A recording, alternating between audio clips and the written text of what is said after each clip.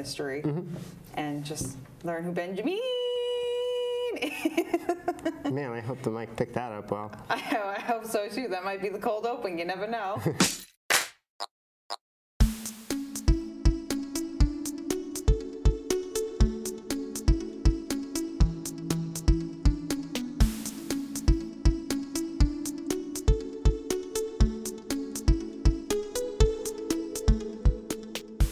Hello and welcome to Runnah, running on Cape Cod, Massachusetts and beyond. I'm Juliana, your host. Again, here I am. Welcome back.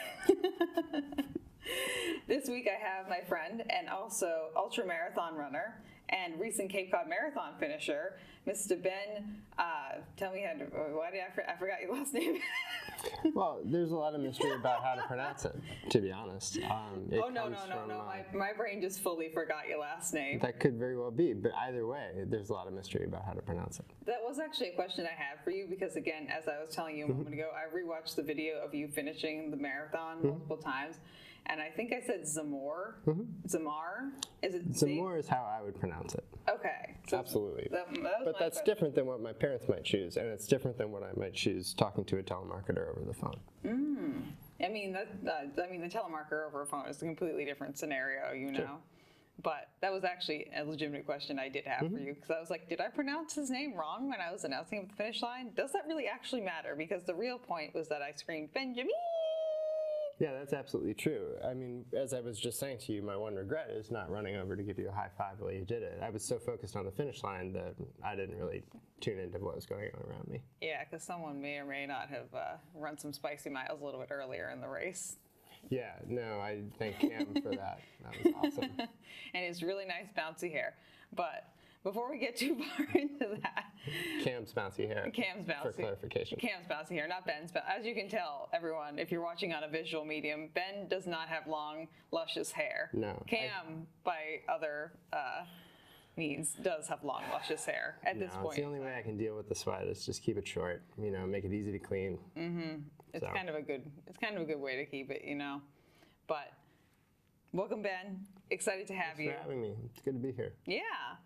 Why don't you give people just an overview? Let's just start out with your running history. Yeah. How did you get interested in running? Because what we're eventually going to build up to, for all you lovely listeners and watchers out there, viewers, Ben is an ultramarathon runner and has run, what's the longest distance you've run?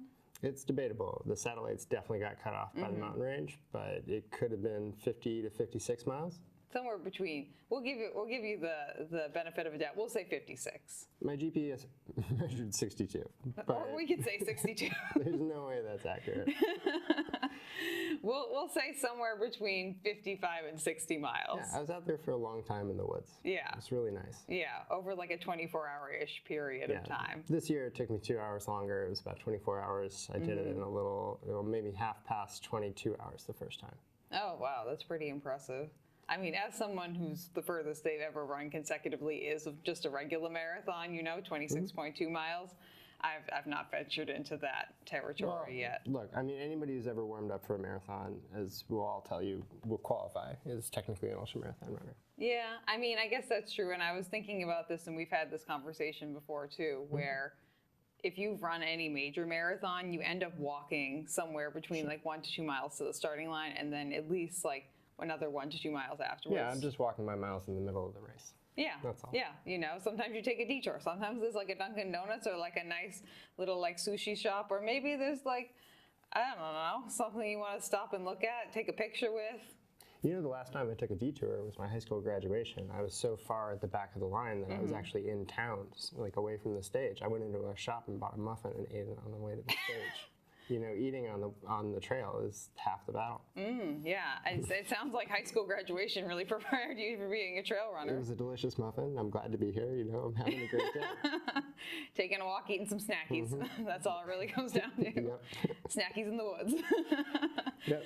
But why don't you tell us how you kind of got started in running? What is the origin story of Bejamneeeeen's running? Well, I have really fond memories now, but I had a lot of conflict with one of my teachers about whether or not I could sit still in class. It was really difficult for me to sit still without fidgeting, and I was always kind of grabbing things around me and making noise, you know, tapping my fingers on the table. Guilty. So when that happened, she would make me run around the building. It's not a big building, and I didn't miss too much class, but she thought it would be more efficient if I ran before class. And so she mentioned to my dad, who worked at the school, that I could probably use like 2 to 3 miles before we even came in the morning. And she was absolutely right. Shout out to Galasha, my Chinese language teacher. Yeah. Ni hao, Galasha. And I'm sure she's watching with bated breath. I hope she does, because it made a big impact. Here I am talking about this completely different thing for something that happened in a Chinese language class, many years ago now. That was probably 25 years ago. I mean, one of my running icons is this woman who I shouted out in my first episode where I talk about my running history, Karen, who's just a woman that I worked with at a nursing home, who inspired me to run my first half marathon, who really had no business inspiring me to run any kind of distance, but here she was. And she lives rent-free in my brain now. Shout out Karen. Love you, Karen. Yeah, but my teacher was absolutely right. Like, I did have trouble sitting still, and running longer and longer distances was one way I found to kind of tire myself out a little bit. I think the brain works really well in that tired moment. I can definitely identify with that too. One of the things that I've definitely benefited from with running is being able to be tired. I'll tell you what though, I'm getting to the point where, okay, the marathon distance is not pedestrian to me yet, and we've had this conversation, but I used to be able to run like 15 to 20 miles and come home and be like exhausted and take a nap. Now I can run a full marathon. I can't take a freaking nap because my body will not, it's not tired enough anymore. I'm like, grr. Well, whatever it was, 48 miles in the wilderness was enough to make me take a nap. Yeah, as it should be. That's not a distance that's pedestrian to I think anyone, unless you're like Courtney Dauwalter. Then it's a pedestrian it is a little distance. bit. And the 50 mile is kind of a pedestrian distance. Like, we're done in the day. It's a fast race. It tends to be dominated by young people moving quickly over like the interspersing ground. I finished climbing those mountains and I'm done. I'm like hiking to the next. You say I like how casually you're talking about this. Like it's just like a simple thing. Whereas like I go out hiking, or like we go for like a really light like basic trail run. I fall like multiple times. I went down a week ago. It happens to everybody all the time. Planning to be falling is half the battle. I know. I'm getting better at just accepting the fact that I probably will fall, given the fact that I'm a klutz anyway. Well, it's your judgment, but, catching yourself in your forearms, I think you did a good job falling into things that weren't going to hurt you. Like, you totally checked it out where you're going to fall. It was fine. Yeah, you just I went didn't over hit that stump. It was next time, It was hilarious watching. And that was one of those falls, too, where you fall and you kind of like feel yourself hovering before you smack the ground. Yeah. So I was like, I'm falling. Well, for context, there's a woman and her dog standing about 2 feet away from you. So I also had an audience. Yeah, who I don't know. If they're out there watching, like, we enjoyed that moment, I hope, as much as they did. Like, look at that dweeb falling. There she goes. Boom, boom. Yep. I have a nice scar still on my arm. Look at that. It's very nice. Yeah, I mean, we should talk more about like just scar care and getting plant oils out of skin. Techno is a great product. Yeah, I did use a little bit of duct tape to like get some of the I stand by that. I think name brand duct tape is one of the best like shrapnel removers that you can get. But as we do, Ben, when we're normally having a conversation between two people with ADHD, we kind of took a detour right we there. varied far from the point. You can tell on the trail when you're here because spider webs start hitting you in the face, and you're like, oh, nobody came through here before me. Yeah. It's time to turn around. You're like, oh, I think I might have gone the wrong direction. Yeah. But getting back to the main trail, I guess. Yeah, sure. So we're in high school. I start running. If you've ever been to Concord, Massachusetts, the Old North Bridge National Park is this tiny little park. It's not a pocket park, but it's not huge either. And I would run around it in the morning. I would go over the bridge where the Revolutionary War started, and then I would like trot on up the hill and turn around and come back. And it was beautiful. I'd never really been outside. As like a toddler, you're not allowed outside in the morning. Like your parents have a clear vision of where you are. So it wasn't until I had like permission, and actually direction to go out and burn off some energy that I started doing it. And immediately hit all the runner problems, like stomach cramps, shin splints, like I got everything. Yeah. And so that was the experience. It was beautiful, and I enjoyed probably the endorphins that started to come with it. But no, it was really painful. Yeah, I mean, I can identify with that too. But as someone who did the Couch to 5K program and a pair of $9 shoes from Payless, I feel like in that respect, I was low-key asking I have for no it. memory of what shoes I used to do this in. I have like weird connections, as we've learned already, to shoes. Yeah. Where I build emotional relationships with shoes, which may be not the best thing, but it is what it is. Yeah, I think many people have their cars. You know, there's definitely an emotional relationship between people and their cars. Yeah, to me, like, my car means, like, just transportation to me, but nothing, there's no emotional connection between me and a car. Me and my shoes, oh baby, yeah. I think we're back off the trail again. Yeah, we're back off the trail. But you start running in high school. Did you do track in high school or like cross country? It took a really terrible soccer coach to get me into cross country running. And I had this guy one year who just really turned me off of the sport. And the next year I joined the cross country team and immediately found like freedom. You know, like, that's nice. It's kind of up to you what you do in cross country. If you go out and you work hard every day, you'll do well in the races and your coach will recognize it. And, if you don't, you're like guess these meets are probably going to hurt a little bit more than the people who did any kind of practice. At the finish line, everybody's going to come in a line and you'll be at the end of it. You'd be like, well, that's my memory of like the preseason. I get invited to preseason and I'm running the end of like the long 8 mile, you know, whatever the long run that week is. And the kids in the public school bus go by and just shout like, "You're cut." You gotta laugh, right? Like, unfortunately, there were no cuts. Like they were. I can just imagine that kid's voice too. This little kid with like 5 million pimples all over his face, just like leaning out of like the top of the bus window. Man, you're a cat. I'm like, you know, pegged on the telephone pole 100 feet away. Like, you're just trying to zone pole. Yeah, it's not like the most interesting thing. People yell out their car windows at me, but it's my favorite because it's the first. That's a good one though. That's a fun little memory to just like keep in your back pocket once in a while and take out. That's a memory when you're like, probably I imagine like 30 miles deep into a trail run, just like kind of like pops into your head randomly. Well, I remember it because of what happened next. Okay. About a quarter mile later, I got really lost and I was out. Oh no. I was out for quite a while. Oh no. So like the last thing anybody has said to me is "you're cut," and all of a sudden I'm alone in the woods and it's getting dark. It's preseason, so like there's no class after this. Like nobody's gonna notice until maybe 8:30 at night that I'm not where I'm supposed to be. I'm new at the school. Like, oh my god. Anyways, it worked out well. I'd taken a turn at a gate that looked a lot like the gate I was supposed to turn at. And there you are, lost in the woods. Your first foray into orienteering, you know? Yeah, and I loved what happened next. Like, I panicked, first of all, and then second of all, like the next reaction was just taking apart, like, okay, how did I get here? I turned at the gate. How sure am I about the gate? I'm not that sure about the gate. It looked like a gate, not the gate. Yeah. And sure enough, I go back to the gate, and it's like, no, this is not the gate. But in the moment, it looked like the gate. I think I learned a really valuable lesson. I've gotten lost a lot since then, but. I mean, I would imagine. Yeah, but that was the first time. Yeah. I get lost a lot too, but that's just, I have a lot of the directional issues, but I'm getting better at it, you know? Yeah, and I think to all the people who shout out car windows at runners, like you never know what's next in that runner's life. Yeah. So think about what you say. Yeah. So you get screamed at by a kid from a bus. Several kids from the bus. Several kids from the bus. They coordinated it. They were great. Oh, good. Okay. Harmony, everything. Wow, that's impressive. I imagine like a set of little angels. You're cut. Like 1, 2, 3. You're cut. Good. Okay. Thank you.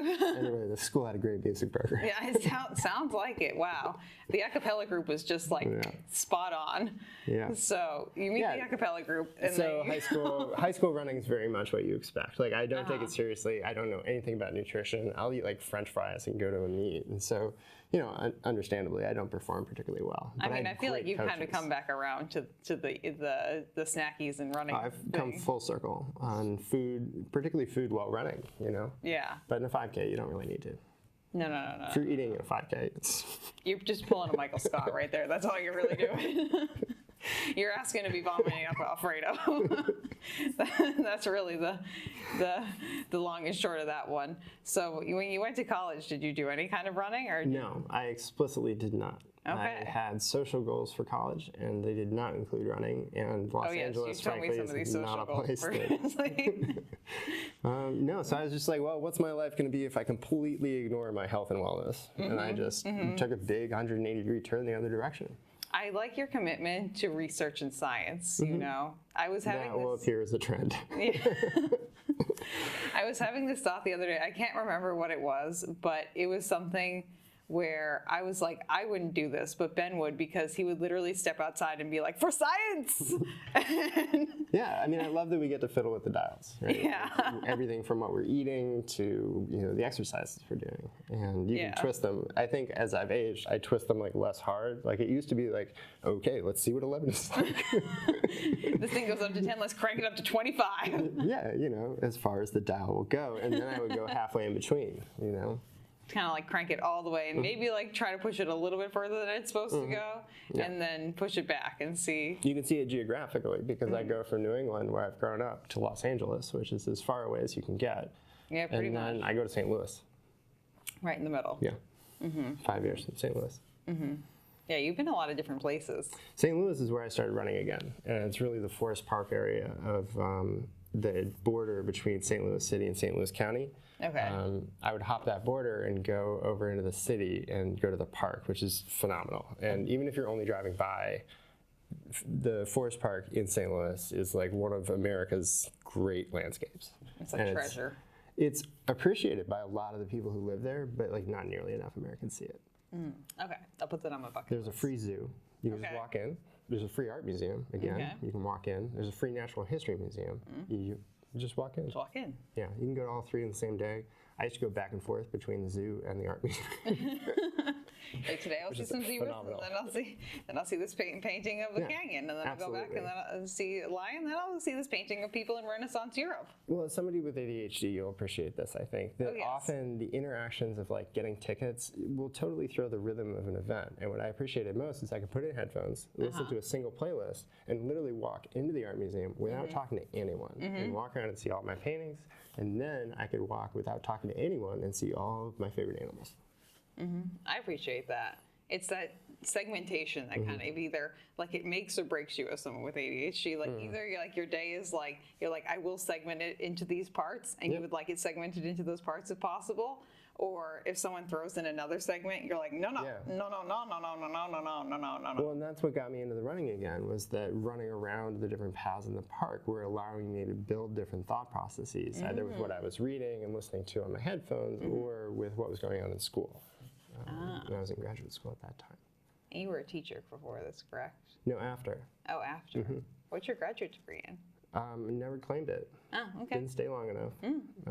I cut the last semester off, which allowed me to save substantially on my student loans. But will result in my never being an architect in most American states. Although New Hampshire, interestingly, I could. Oh, okay. And actually, if you apprentice with an architect for 7 years, I think consecutively, but I'm not sure.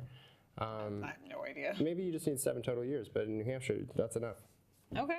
And there are a lot of really good architects in New Hampshire who work very well in that state. Yeah, I mean, why not? I mean, I'm definitely in the camp too. And like, as I've started to foray more into like social media management and things like that, and my degree, for anyone's reference, I do have a master's degree in dietetics and a registered dietitian's license. Am I using that right now? Absolutely not. Well, you are a little bit. A little bit. Teeny, like a very small amount. That is not worth the amount of money I paid for that degree, to be honest. Well, what's hard to measure is all the things you don't think. Like, because you're a dietitian, you haven't gone on a fab diet, right? Like, you haven't gone down all these different things that you've just sort of ruled out. And I think we tend to underestimate the amount that we've actually, learned and applied in our lives. So that's a very I'm not going to let you do it. That's a very smart way to think about it, Ben. Well, here we are. But yeah, but what I've learned from like foraying into more social media stuff is that a lot of people for that, because there's not really a degree on a lot of the things that are happening currently, because it's like technology is evolving so quickly. There's not a master's degree in ChatGPT or AI, but things like that. Most people learn like on the job, and the best way to learn, I think personally, and how I learn is through doing instead of just like learning by books. Yeah, I hear that a lot from the ADHD folks. Yeah. So I can stand behind the way that New Hampshire has this like architectural thing going. I feel like most things should be like that. Why do we have to take gen eds that we're never going to use in college? That's silly. Yeah, but I don't know. I had a good time in some of my gen eds. Others I don't remember because I maybe wasn't there. Or maybe you had some kind of substances in your system potentially that like, no. Just water and electrolytes. Okay, sure, Ben. That's my truth, and I'm sticking to it. Okay, you stick to that truth, my dude. You stick to it. Thanks. But you get out of college, you kind of you turn the dial up to like 25 out of 10.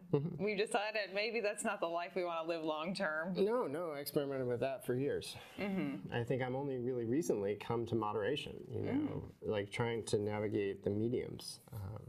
You know, as you can tell, life's a lot more calm because of that. Like, I'm realizing that I don't have to see big differences to measure the change in my life. Did you used to be like loud when you were in college? Did you like scream? I've definitely gone back and forth. I think naturally I'm a pretty quiet person, but I think in high school, the only way I saw to meet people was to just introduce myself. And so I came across, I think it's very like brash and intrusive, frankly, because I would just introduce myself to groups of students around campus.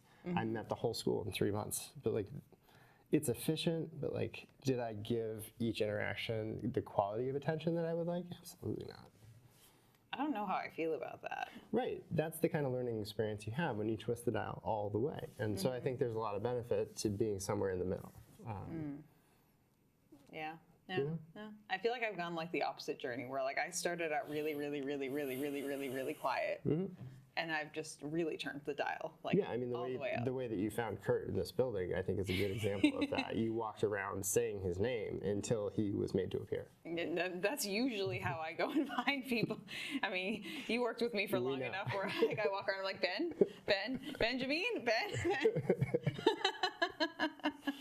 Yep, that's accurate. One of my best friends, Jeff, knows that very well because we'll go to like conventions together and like obviously there are usually quite a few people at a convention, and I'll literally just walk around and be like, Jeffrey, until either someone says, someone find this girl's person, or Jeff hears me and is like, I'm over here, Julia, and I'm like, thank you, Jeffrey. But yeah, I don't know how I feel about like loud, intrusive Ben. Yeah, I don't either. I mean, obviously I've gone a different direction since. Yeah, I don't know. I think I'm comfortable introducing myself to people, but at the same time, you want to respect the relationships people have that they're already exercising without your help. I feel like the Ben I know of, like the calm confidence Ben, like that feels authentic to me. I think I've gotten to it. Yeah, sure. There was definitely a nervous energy around a lot of my youth. Which running probably helped to ground. So, you know, another reason to keep going with that. Yeah. So you decide you're done with college. And where are you living at this point? Well, are you still in? Rewind a little bit because I've glossed over a section, which is that during the time that I was in high school, I had phenomenal coaches. Like just some of the world's best youth coaches for running as a sport, not only in cross country, but also in track. And Mark Coogan and Hillary Coder are both just phenomenal teachers of like running, stretching, goal setting. So this was kind of the fabric. At the same time, I was really frustrated because I couldn't go that fast. You know? So, like, I was living on the one hand with incredible access to expertise, on the other hand, like, just... frustration with yourself. Man, here we are, like, midway up JV and just bumping along, like, not having... I have big goals and small accomplishments. That's how it feels. I mean, as the person who's never going to run like a 5-minute mile, I get it, you know. Well, but it pushes me, and I'm actually running faster now than I was then. But it's a lot of like figuring out what's keeping you back, you know, what's holding. Yeah. What do you think was holding you back then? I think I'd had a series of several injuries, and the effects of them had not fully healed. I was not fully aware of the effects of them. Yeah. And I think that these injuries locked up my muscles in such a way that it was impossible to really develop a natural form. Yeah. So, you've seen, for instance, when I'm running, all that roll in my right ankle. Yeah, you got a lot of roll in that right ankle. I've got a lot of roll because my hips used to be in a different position. Like the whole spine above them was kind of curved. That's what you're saying. Yeah. So at several points this gets measured, but I don't really put the pieces together until way later. Yeah. I mean, as someone who has a lot of chronic health issues, like I totally get like finding the pieces as they come along, especially as you get older. Yeah. And are able to kind of like see things for yourself and not be so like just naive as a kid. Sure. But it's that fundamental frustration of just like, why am I working so hard and not going faster? That's what I think motivated me to keep going as an adult. And there aren't a lot of kids, I think, or there are disappointingly few kids on my cross-country team who are still running. Yeah, I've definitely found that because I'm someone who obviously entered running more or less as an adult, pretty much when I was like 18. So largely an adult. and really found my stride in running as an adult. But I don't have any history of running as a kid. So I don't have that as much of a potential for burnout as someone who, say, started maybe in middle school or even earlier running, and then just kind of got disenchanted with running and thus has not really continued. Maybe move to a place for a totally valid and laudable reason that makes running very difficult. Yeah. I mean, I was very fortunate here. Yeah, I always like to say, too, that if I didn't live on the Cape, I probably wouldn't run as much as I do. Oh, man, I would love to live near a mountain. Well, I mean, the mountains are a little bit different. Just give me like a little mountain. A little chinchilla. Well, because if you have a little mountain, you can run up it from every different side of the mountain. Baby mountain. Just, it doesn't have to be huge. I'm not asking for a lot. Just. Wouldn't that be a hill? It could be. I think it could be a fairly impressive hill. An impressive hill or a small mountain. A baby That's mountain. all I'm talking about. It seems like a small ask, right? Like just a little mountain. We gotta go run the golf course hill at some point because I think you'll like that hill. It could be. It's a fun hill. But think how great the golf course would be if the golf course were a mountain. You can probably honestly run around the golf course if you want. It is quite hilly. Well, think how hard it would be to hit a golf ball, and like. I just like to imagine you running through the golf course while people because it's a very high-end golf course, Woods Hole golf course, very high-end. So these people who are a little bit uppity about things are trying to hit golf balls and hoo, hoo, hoo, hoo, hoo. And all they do is see you with your little running vest on and you burn all your reflective gear and you just sloshing down a goo or something and taking a giant swig of water and just being like. Nobody's ever aimed for me, but that does not mean that they haven't come really close to hitting me. Nicole will attest to this. With a golf ball or with Oh yeah, the last golf ball to nearly hit me passed about this close. Really? Yeah, it went right between us actually. She was running behind me on the trail and it went about 5 feet behind me. Where were you running where there was a trail behind a golf course? Scottsdale, Arizona. Oh. Yeah, in the area a little bit northwest of Taliesin West for the architecture fans, which is Frank Lloyd Wright's southwestern studio. Oh, okay. Shout out to Frank Lloyd West. Right. Frank Lloyd West, too. We shout out to you, both of them. Two people with ADHD and a little bit of dyslexia. It's time to give a history lesson on architecture with many names and dates. And it did not go well. I wonder why that happened. Yeah, no, me too. Anyways.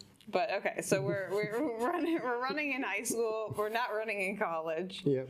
The dial goes back the other way. Yeah, we moved down to where'd you move down? Well, and then in St. Louis, in the middle of that, the running picks back up again as kind of a mental health strategy, which is important. Which is important, but I'm not yet supporting my running by diet and mindfulness. Those elements are pretty absent. Yeah. I'm bumping along the forest trail in the park, thinking about things that are stressing me out. It's not working yet. This is not synergy. I have frequent aches and pains. I'm not in the right shoes. I'm not in the right clothes. I'm not in the right mindset. I feel like most runners can identify with that in some capacity. Yeah, I can very it's definitely much a dark middle ground. Yeah, that zone where you're I think I like running, but there's some things about it that really just make it not enjoyable. Sure. And a lot of it was, as a dietitian, I think he'll appreciate this, a lot of it was ideas that I had about food, what it meant to eat well, and what was available to me at the time. Yeah. Well, where were we after this? Was it right after college? You kind of maybe struggling along? I'd worked in a restaurant for a year, and that was it was the Bertucci's in Alewife, and I was a delivery driver. And that really exposed me to actual good cooking. It had great fresh ingredients that were delivered every day. I watched people break them down, and I'd heated things as a kid. I'm a great turkey sandwich maker out of the box, but this was the first time I'd ever seen somebody prepare a lot of something.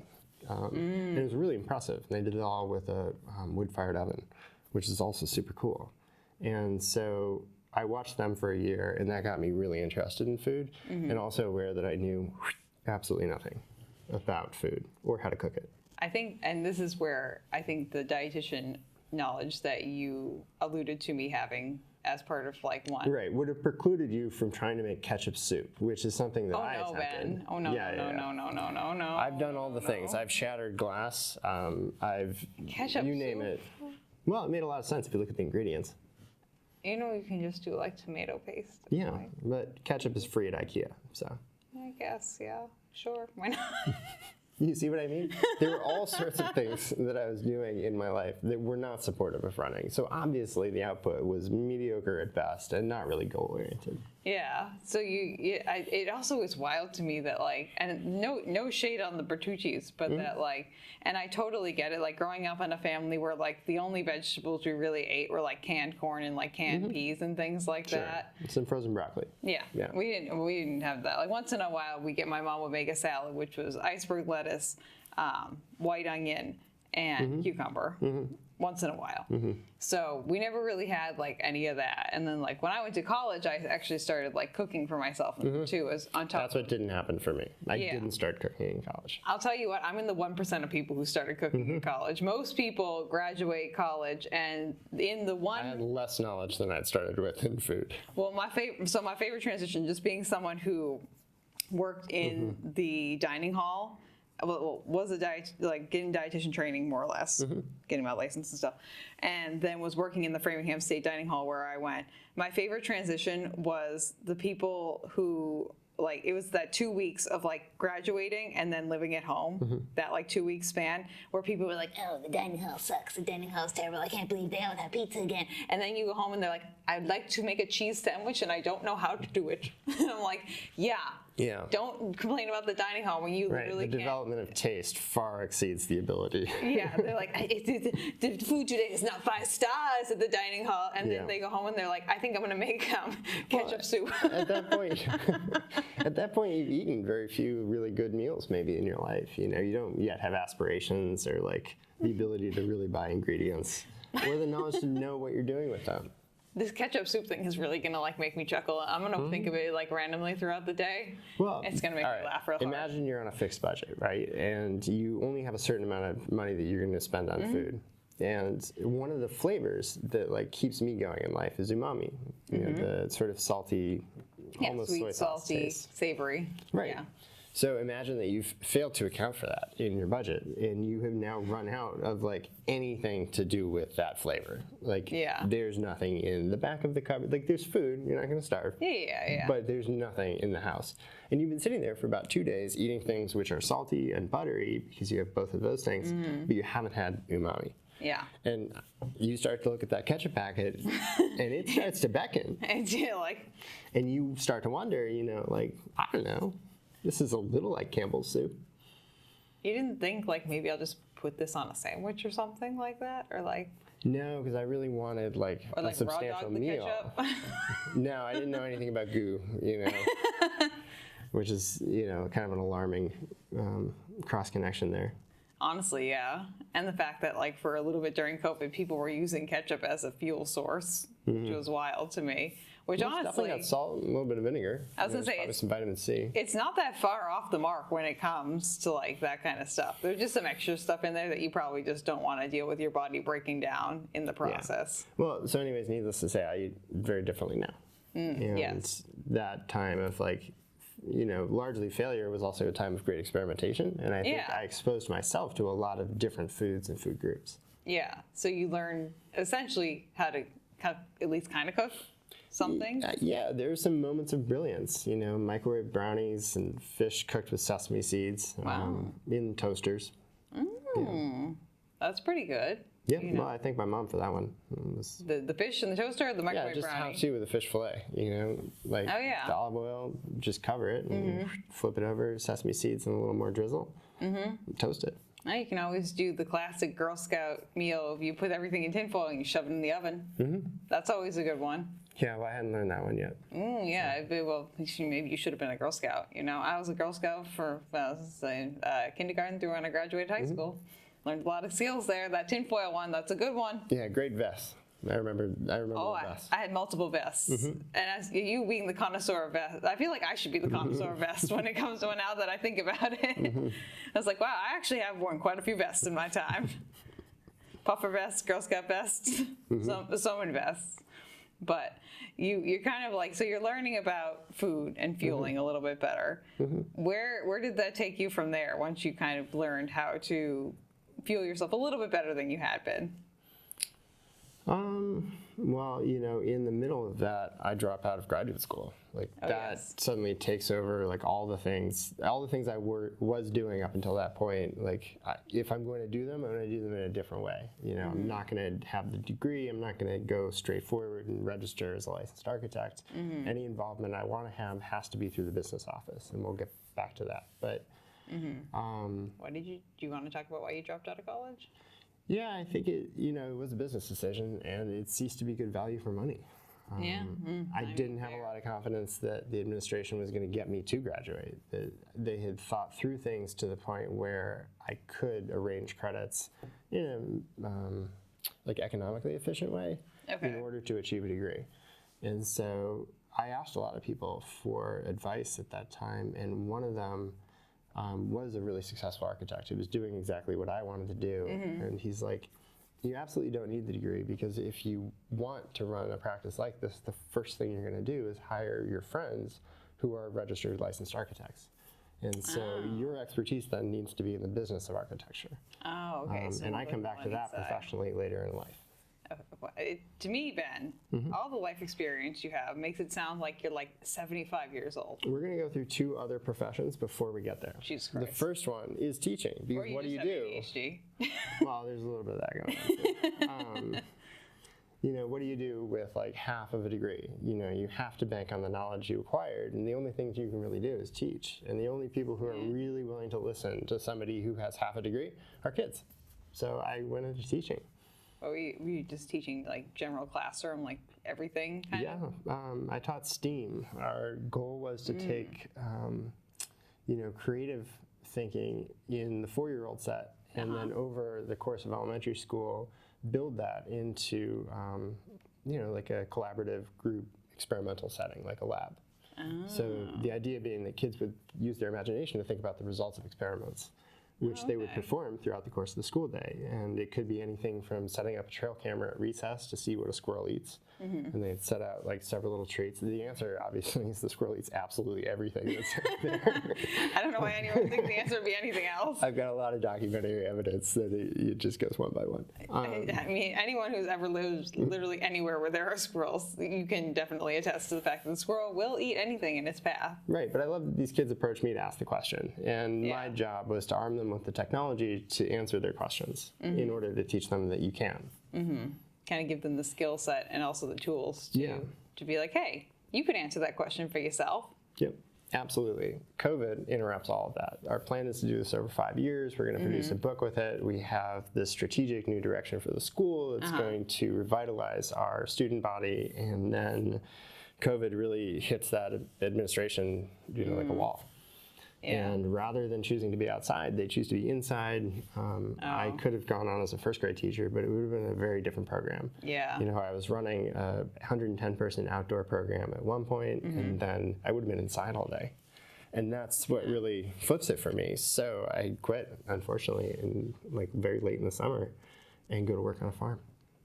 And you can be outside all day long if you want. Exactly. That was a little bit my thinking. It's also a time where we're isolating from people.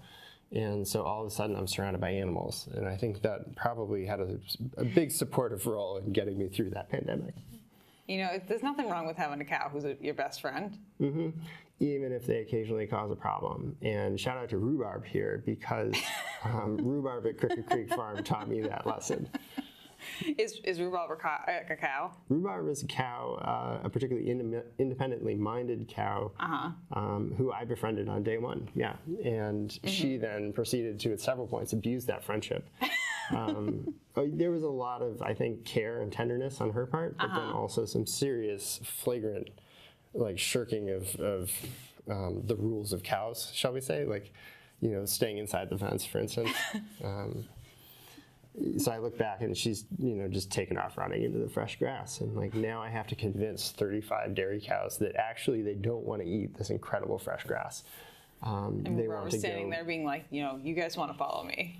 Yeah, anyways, they didn't. They wanted to follow Rhubarb. And so that's where I actually learned about a great pair of, let's call them running boots, but the Salomon Gore-Tex Ultra. It's like an ultralight boot. It's amazing. It's built on their Ultra sole. And this is one of my first real experiences of a really good ultra shoe. Yeah. It was actually my farming shoes. So you start dabbling in ultra shoes via Rhubarb the Cow. Definitely. Shout out Rhubarb the Cow.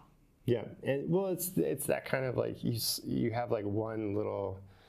There's some situation in your life which demands something, like you need to, in your waterproof boots, sprint across a field. Yeah. In order to not lose the cows, which is like half the job. Yeah. Like keep the cows with water and don't lose the cows. And if all you do is that, you're halfway to success.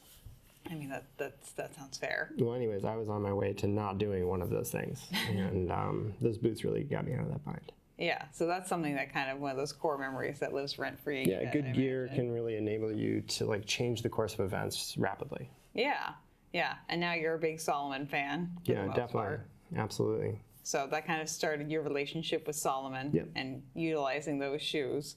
Yeah, my relationship with them, not their relationship with me, but it fits my foot really well too, and that's I feel like that's the case with most shoe brands. We have relationships with their shoes, but they want nothing to do with us unless you're like at the upper echelon of the elite athletes. They are like, you think we're going to send you free shoes or anything like that, or we're going to even acknowledge your presence? Absolutely. Well, it's a shoe I like to mention because it's not sold in a lot of U.S. stores, and so you have to go looking for it. And like a store like REI only carries a limited selection of them, and so just knowing these shoes are out there, that if you do delve into the internet, there are amazing trail shoes. Yeah, I mean, there's so many like weird niche shoes out there. Like, I mean, I'm wearing my Mount to Coast S1s, which anyone watching or listening is probably like, what the heck is a Mount to Coast? It's a road ultramarathon shoe. But it's just a small little brand. There are so many different shoes out there. One, within the bigger brands, and two, just from smaller brands, like say Mount to Coast, or even, I wouldn't call Solomon a smaller brand. No, well, maybe here in the United States, but you know, Puma's a huge company, but their running brand is tiny, at least here. But they have great shoes. Yeah. Ben just ran here in the Puma Deviate 3s. Yeah, they're really nice. I actually just ordered on Mercari a pair of slightly used Puma Deviate 1s. Oh, no kidding. $5. Well, they've been coming to me. Oh, that's the thing. Heck of a drop off. I was hoping this was an investment. No. That was the thing. Actually, now I'm remembering correctly, where like I was like thinking in my head for science, because I'm just like, you know, for $5 we might as well try the first model of the shoe that we all like so much. Yeah.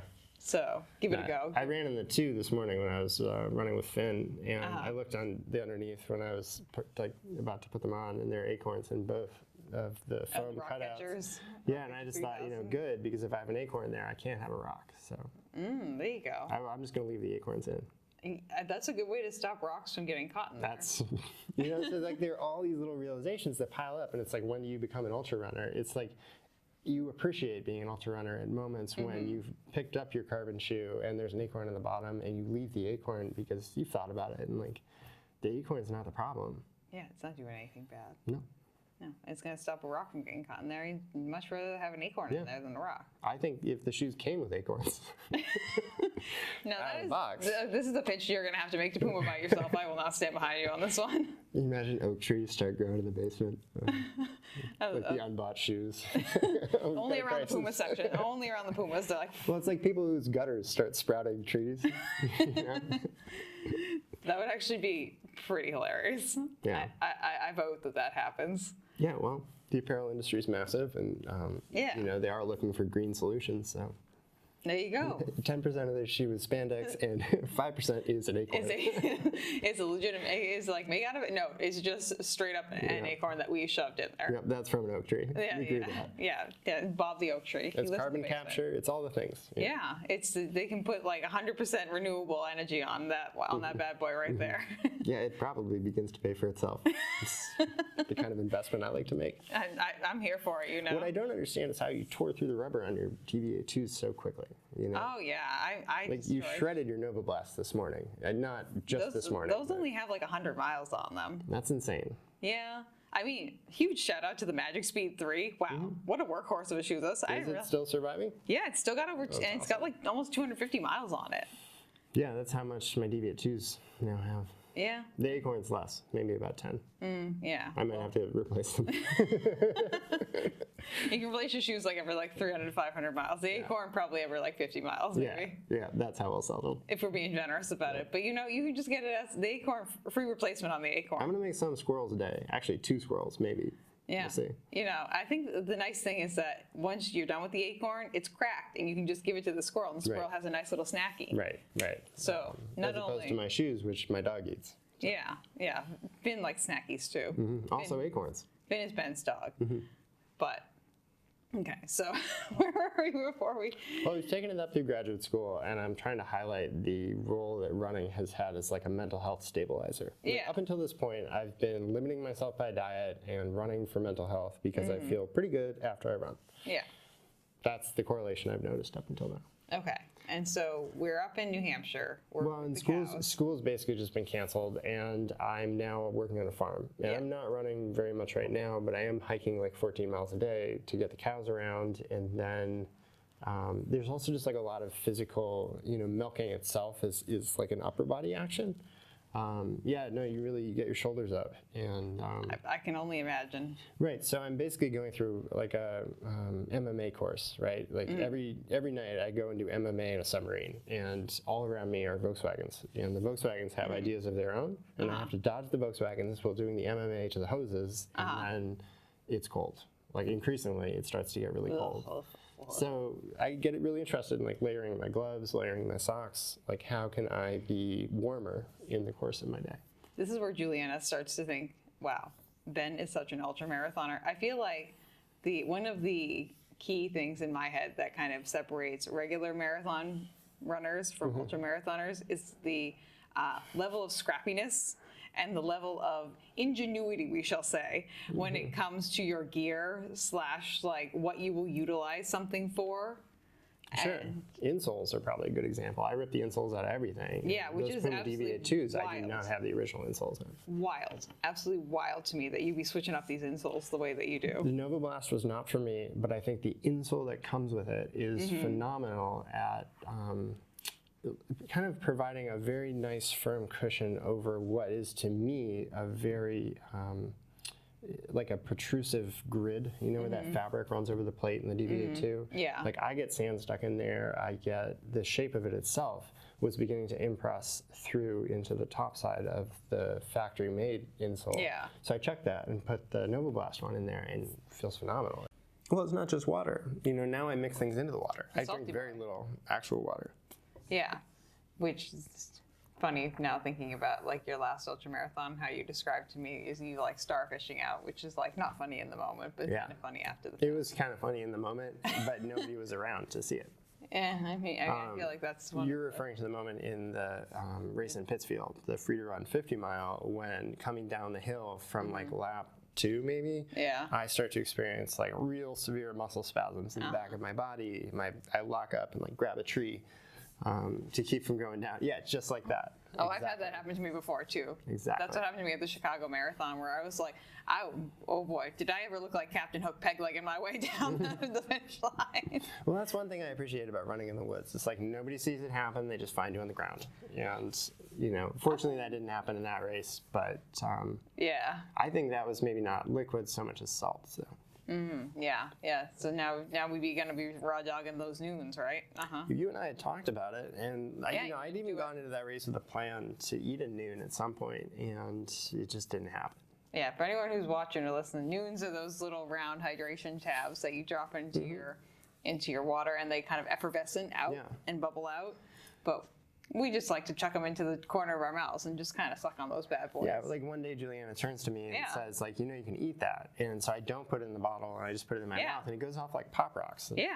It's kind of fun. And you burp at the end, which feels good on your stomach. So. Yeah, just get that gas, get some gas going and get some like Pop Rocky feeling in your mouth, and then it's like, ugh. Yeah, so still learning, But what is that? Like, so living in Vermont, I'm still not actually drinking enough water. And it's a few experiences of hypothermia that make me think, like, I have to either get serious about this or I have to turn around and not do this anymore. Yeah. So I'm assuming you got serious about it. Yeah, It doesn't sound like you turned it around and didn't do it anymore. No, that's when I buy the running pack. I get the hydration bladder. Mistakes still to be made there, but I begin to have things like gear that I am carrying with me. That's where I kind of escalate to carrying a pack. Now you're a known pack boy. Yeah, no, I just think it's convenient. Like it's all your things are right there. Yeah, one of the things where, like, anytime I see you, Ben has a running backpack on him. Yeah. Like, there's Ben, the ultramarathon runner with his little backpack. Yeah, and like it's full of fresh clothes, which I'm obviously not using. But Yeah, no. I had them. Yeah, You know, that's it's the nice to be intention. prepared. Yeah. It's always good. It's Yeah, I always think good. it's a versatile piece of equipment that carries a lot of things. Yeah, I need to look into getting a backpack. It also unloads the sides from having to do too much. I like that. Like it sits all over your upper torso, and so you're much more. The weight is much more distributed. Yeah, that's why you think I'm wild holding my phone in one hand. I think that's nuts. Yeah, I've Yeah. been doing that for like, I don't know, like 10 years now at this point. Well, it's from when I was originally running. I got an iPod in 5th grade, like one of the big chunky 20 gigabyte ones. You used to run with that thing in your hand? Oh yeah, I did, and I noticed, no surprise, very quickly that one of my arms was getting much bigger than the other arm, and since it was my dominant arm, I didn't want that reputation, and so I began alternating. But Yeah, no. I eventually started running without music, and now I'm carrying a phone for safety, but I Yeah. don't want it in my hands. I don't even want it on my side, strapped to my legs. I want it Yeah. floating Somewhere. Somewhere in with the like zone of the straps strap slash distributed. the... Yeah, I think they're really versatile. I don't use the running bladder anymore though, because I got a spider in it once, and it was disgusting. Oh, okay. I was filling it up at a spigot, and I did not notice the spider drop in, and I just started feeling awful. That's the worst I've no. felt running. It's Was just, it like a poisonous spider or something? no, it was just dead, and it just like began to decompose in the water. Oh, ew, Ben. Yuck, I'm, yuck, yuck, like yuck, 8 yuck, miles yuck. from home, and so like some lessons are learned, the hard way, and now I use dishwasher-safe water bottles, and that's why I have like this. Yeah. you got- Hard plastic things that I can unscrew this, disinfect it, Yeah. overnight, and it's clean in the morning. Yeah. So, Yeah. I mean, as someone who accidentally made dehydrant tea, and that's why I Yeah. starfished out at Yeah. Chicago. yeah, you're I learned supposed to some take the lessons. desiccant out of the bottle. Oh, no, I did not realize it. Because this is like the 10th of the version of that bottle that I owned, and like none of the other ones had that in there. Yeah, they are a little bit sparse with the desiccant sometimes. Yeah, didn't see it. Was wondering why all my muscles just seized up. And then I ended up fainting on the... Yeah, but as I remember, the medical staff are like involved and right there, right? They were there. The problem was that I fainted on the train Oh, yeah. afterwards. Yeah. So, but shout out to the 2 people who caught me before I slammed my head onto the pavement. Yeah. Because I went If to someone near you is falling, catch pick them up. Well, the thing is too is that I've fainted before, so I knew I knew that I was Right, going to what faint. was about to happen. So I literally yelled on the subway. I was like, I'm going to faint. I'm going to faint. I made eye contact with the people who Yeah. largely ended up catching me. I guess after that, I don't remember anything after that. Before I like woke up and my head was in this guy's lap, and I was just like.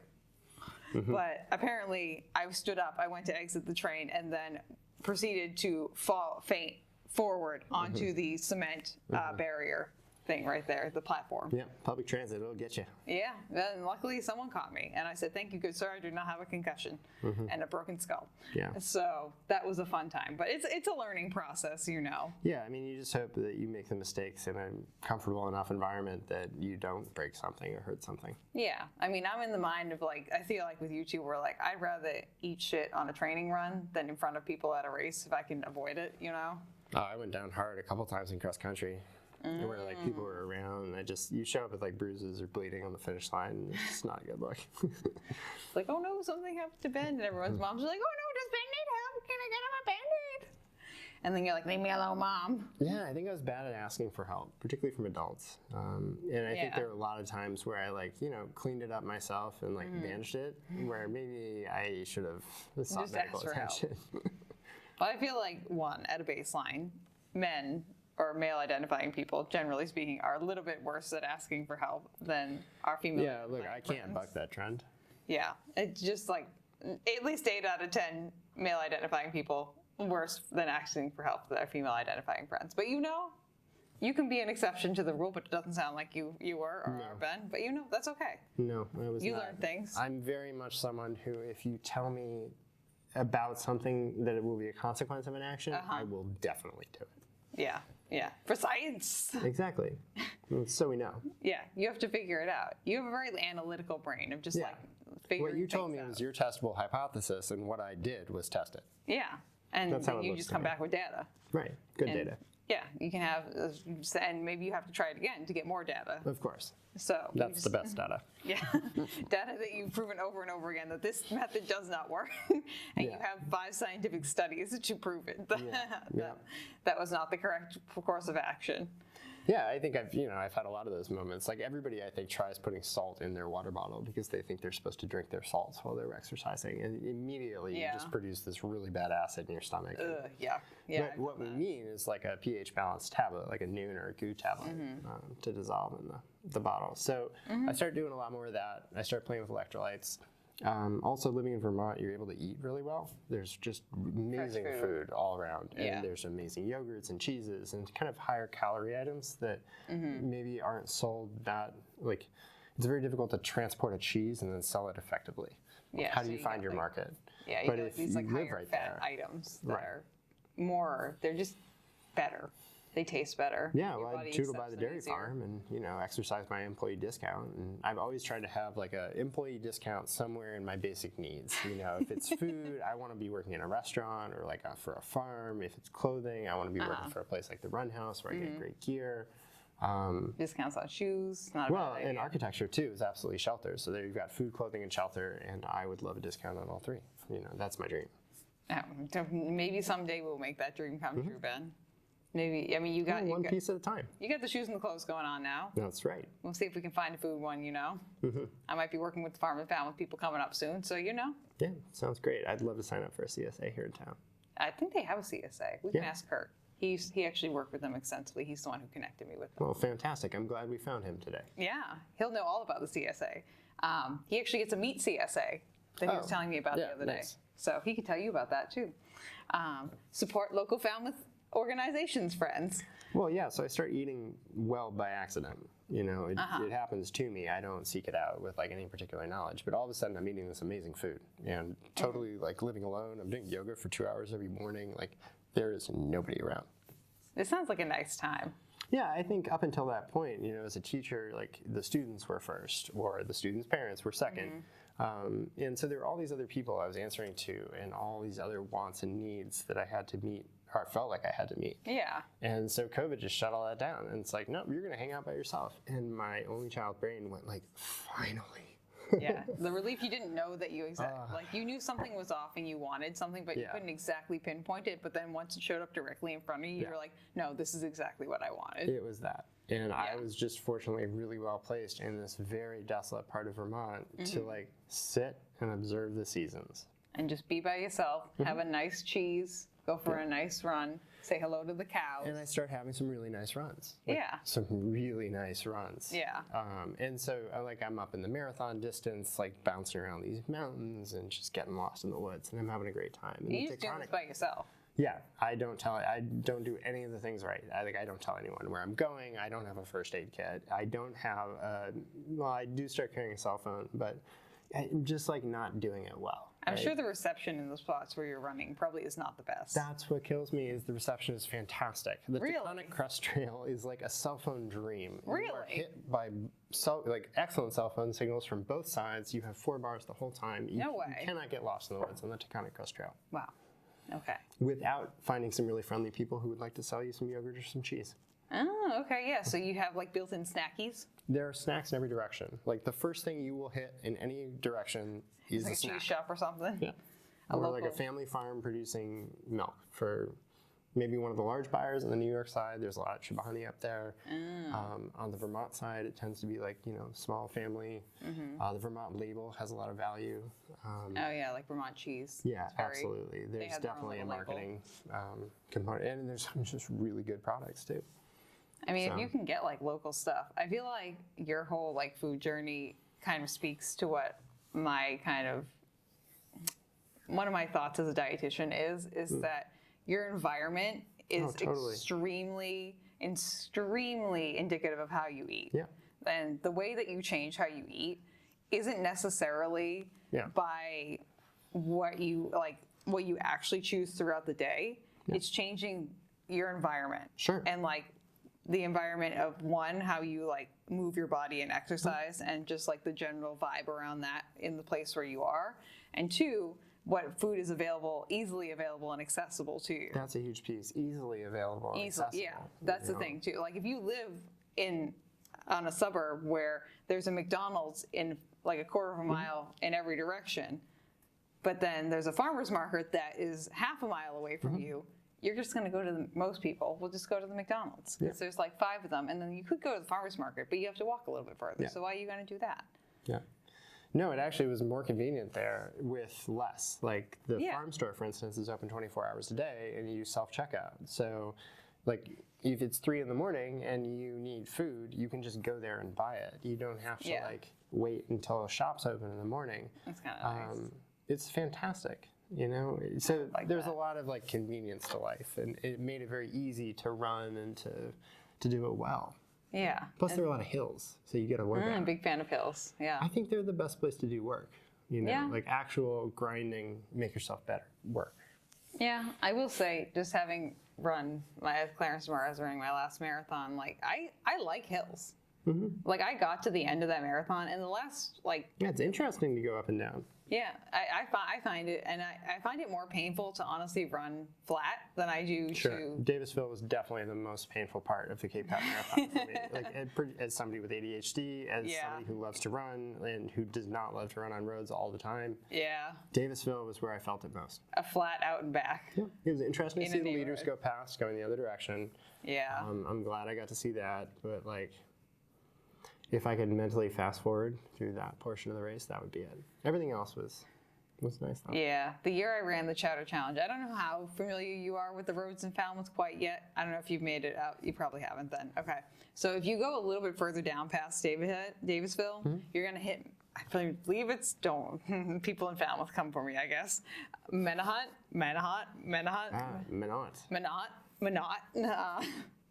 I always say it incorrectly. That's how I've been informed it's pronounced. Minot. You hit Minot, and you have to take a left when you get to the end of that.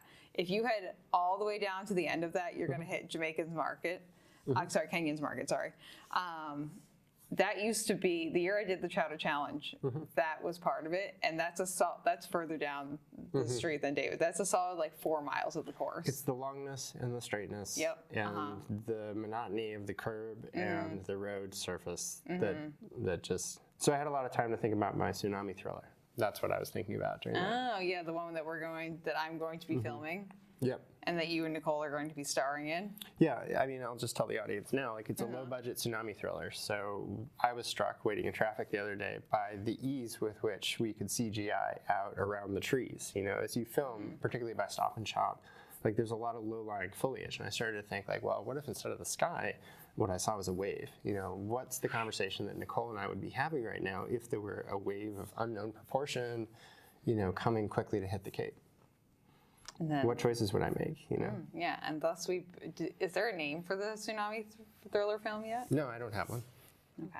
I don't even have a working title. It's a very rough outline. But I had a lot of time on Davisville to think about it. Yeah, you know, that's where you get those thoughts too. Well, I mean, the length of those peninsulas would totally inform your choices, you know. In the film, we imagine that we've just dropped the kids off and like, you know, maybe we drop them on different peninsulas. Choices. Many choices. Kind of like. Just to be clear, I'm not choosing between which kid. I'm choosing which way to go to them, and I also don't actually have children. So. Yeah, so there's a little bit less of a moral consequence than it seems from this outline of the movie. But you know, it's all good. But those are one of those things that you think about when you're like, I'm just kind of running in a straight line right now. I feel like that's when I find those weird thoughts that come to me where like once in a while, like you have those thoughts that just like randomly pop into your head, or like you'll just think like my mouth tastes like corn right now. Yeah. Or something weird like that. I was running a very straight section of the Antelope Canyon 50 mile, which is along some power lines, and I had a lot of time to think about the native Navajo land that we were running on, and then also the fact that the power lines run right through it. Yeah. My understanding is it's a bit of a cash generator. Like there's rights paid to the Indians who are on the land, but there are also these enormous high tension wires, you know, running through the desert landscape. And they look ugly. Well, they're just very apparent in a place that is not made of the material of telephone wires. Yeah.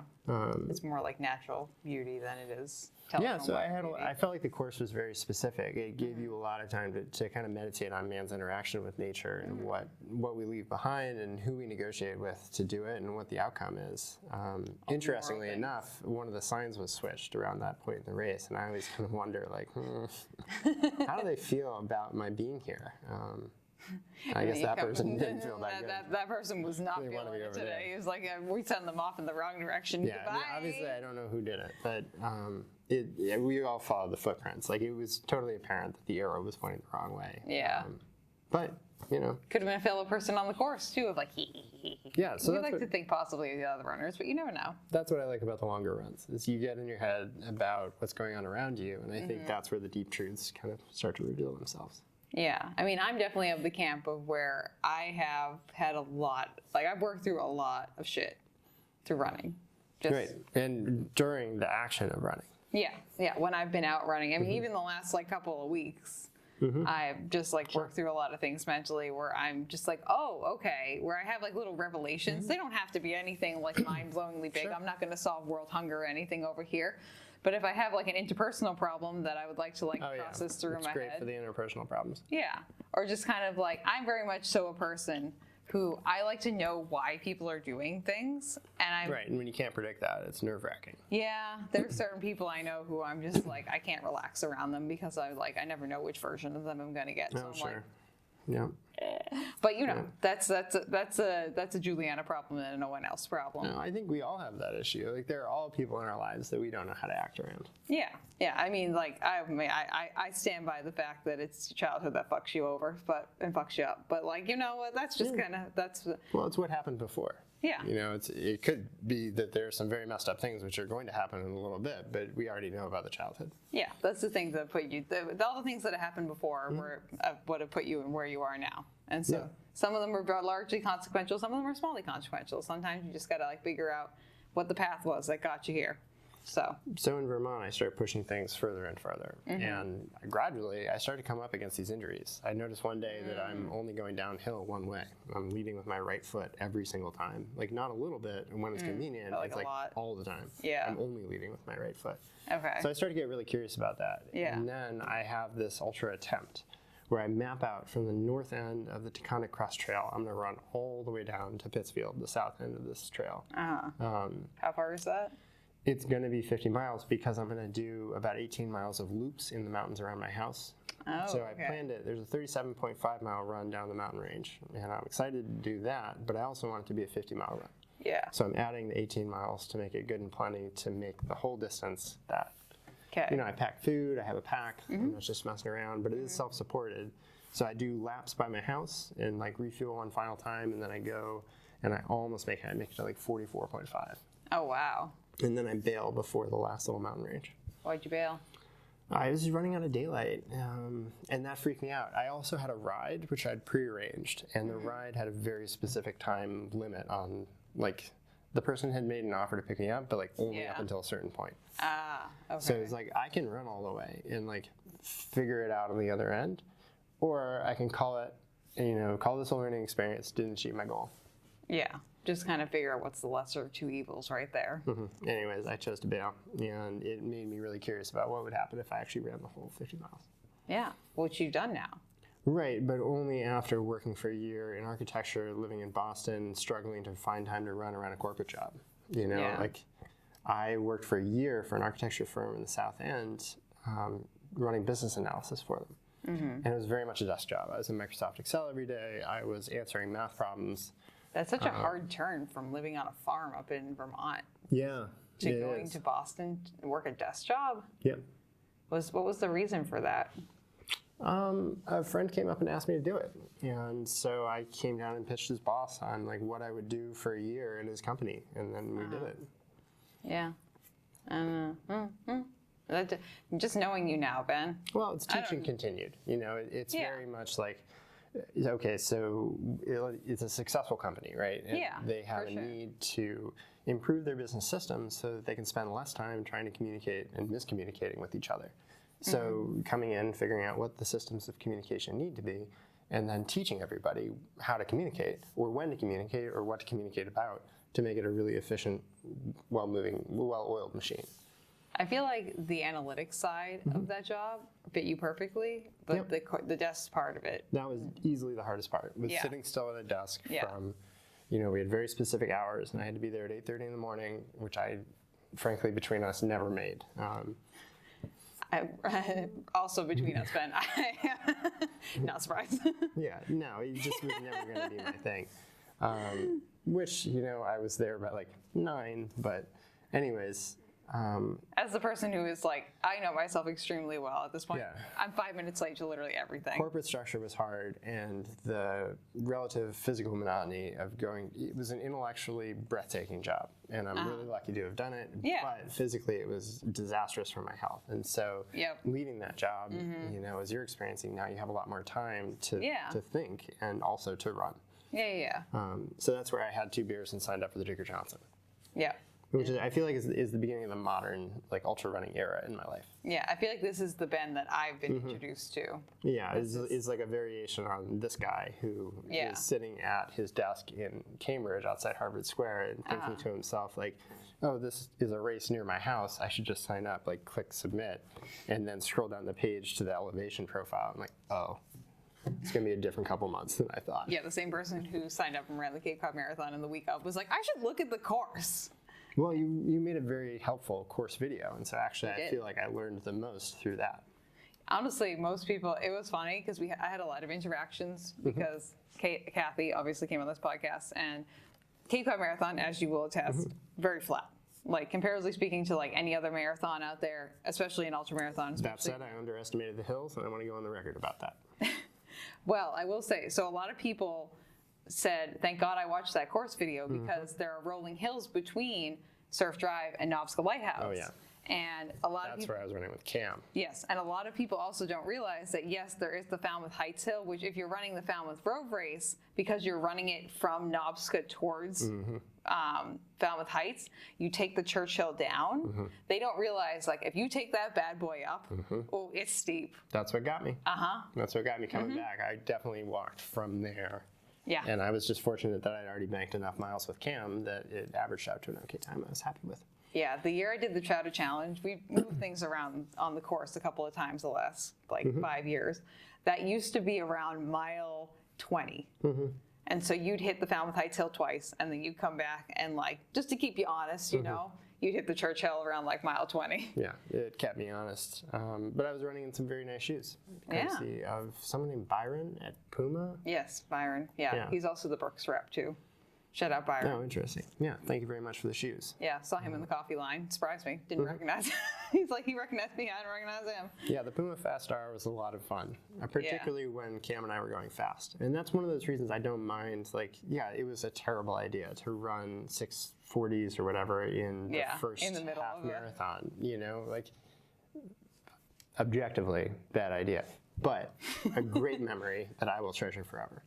And sometimes you just got to figure out, is this bad idea worth it or is it not? It sounded like it was. I always hear Yoshi in my head from Mario Kart, here we go. You know how he said it? He had a very specific way of talking. Is it Yoshi who says that?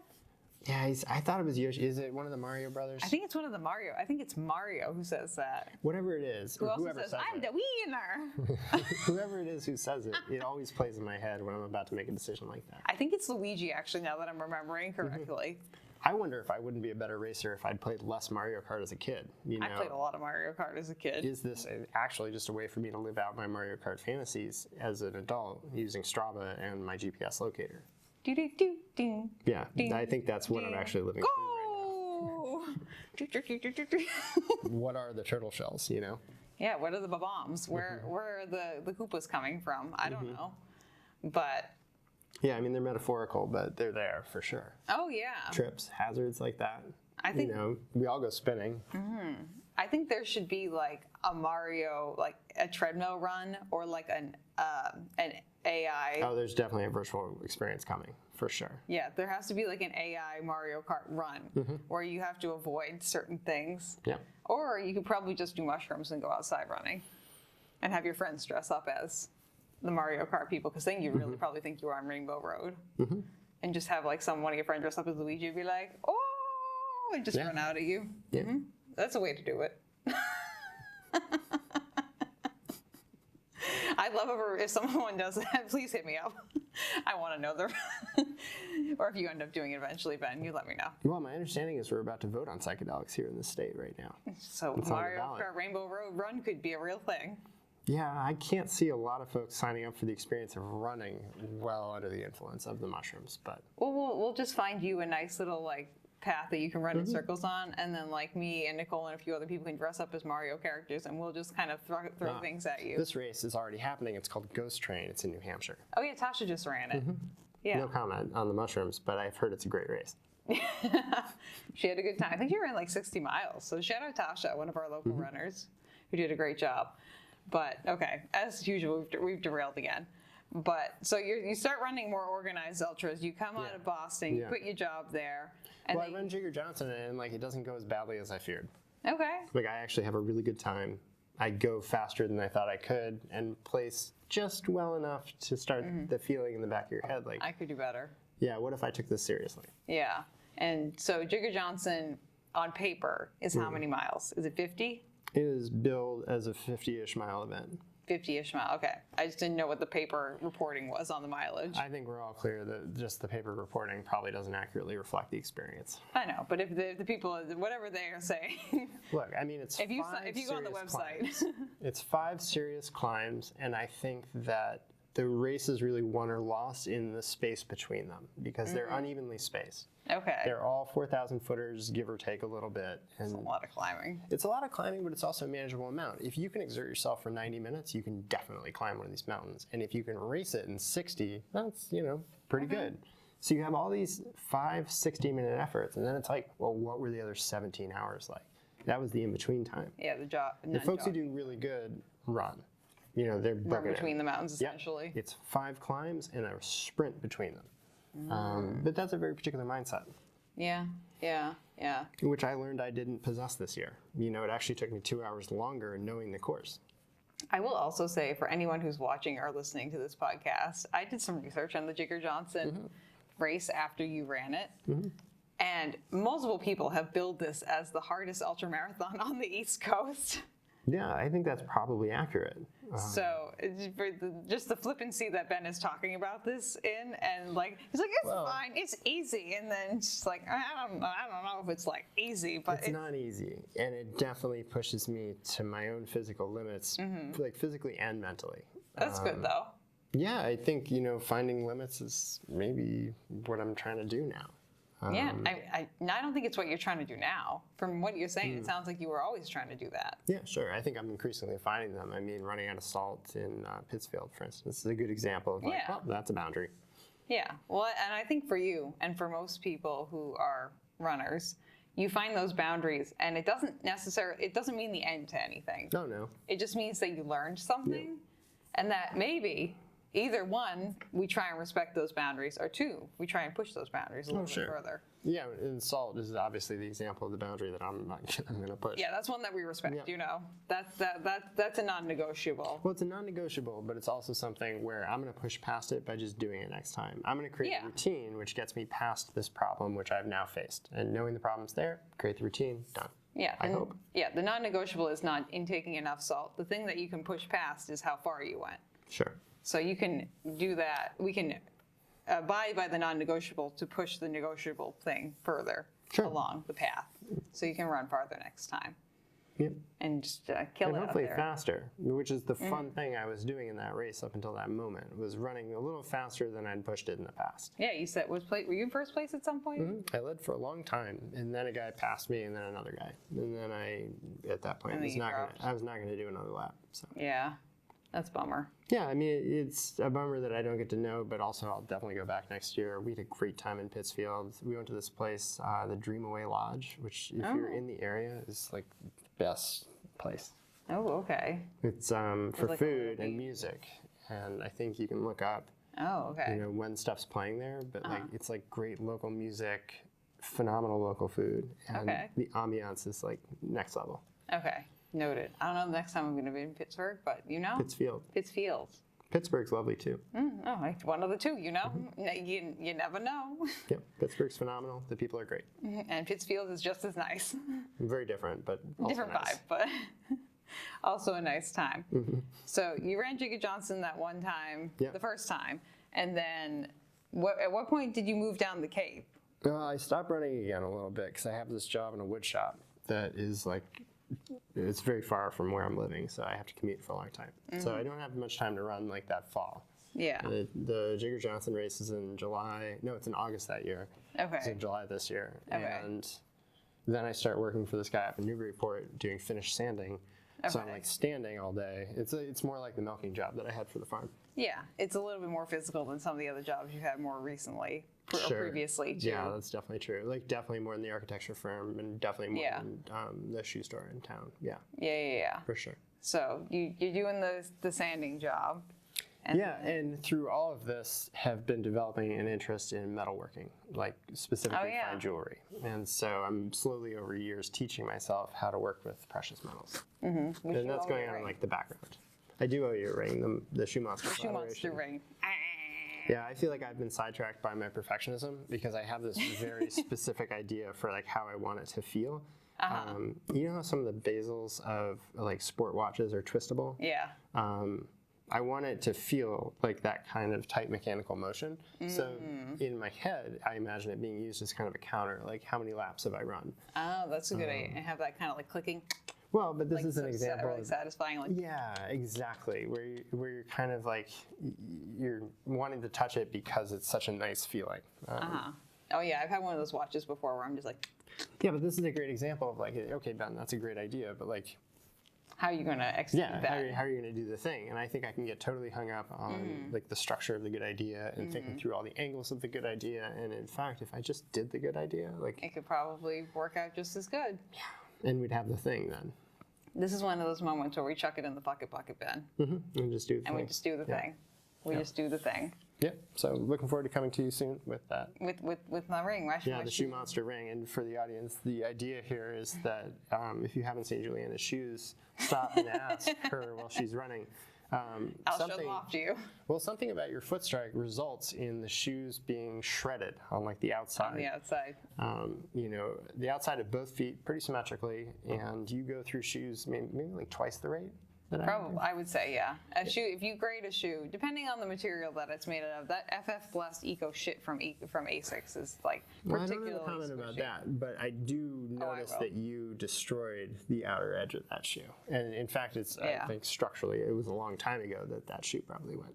Oh yeah, and you can see the sides compressing in as well too. If you look at it, they're fully just like squished and compressed in. But yeah, so I am a shoe. We'll talk about this on this podcast at some point. How my feet just eat shoes for breakfast.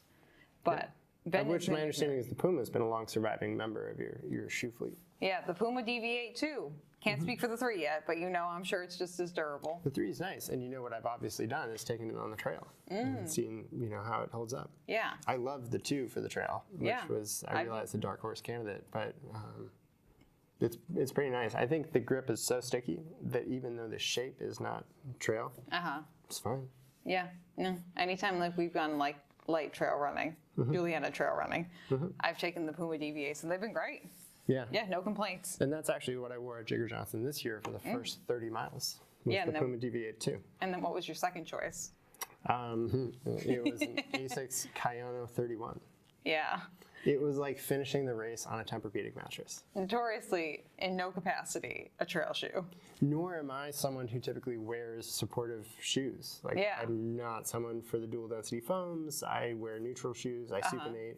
And it was purely an exercise. And like, Can I do it? as you say, chuck it in the fuck it Chuck bucket. it in the bucket bucket. Right. So that's where I put it, and it was actually a great way to finish the race because the race ends coming down Mount Tecumseh with like these stairs. They're just monotonous. They're long. I've seen people run them at like a 6:30 pace. I'm not That's there. terrifying. So for me, at the end of the race, the experience is like bam, bam, bam, all the way down. Yeah. But with the Asics on, no problems. You got a big old chunky platform that Yeah, you squish I it had this through. big pillowy shoe, and again with the rubber, the Asics grip is good enough that like I didn't slip around that much. Yeah. I went down once in both shoes, but neither time was like Detrimental. It was pea stone with the Pumas. Like I entered a chute going down a boulder at speed and like predictably fell backwards, and then Which would probably proceeded to happen keep in going. any shoe. Right. I dodged it the year before in the Solomon Speed Cross 6, which was a great choice. It was a really good choice. Okay. Like a 4 out of 5 stars choice. Okay, 4 and 5 stars. And it was so grippy that at that moment I didn't fall, which is why I didn't have a memory of falling, which is why I was running so fast at that point. Okay. So the Solomons did too good of a job. Well, not too good of a job, but Yeah, very good job. exactly. No, and that's the problem I start getting into with gear is that the gear does too good a job and protects me from the realization that I would have had if I didn't have the gear. You know, you can take enough water to get yourself into some serious trouble. Yeah, that's true. There's a lot of gear out there too.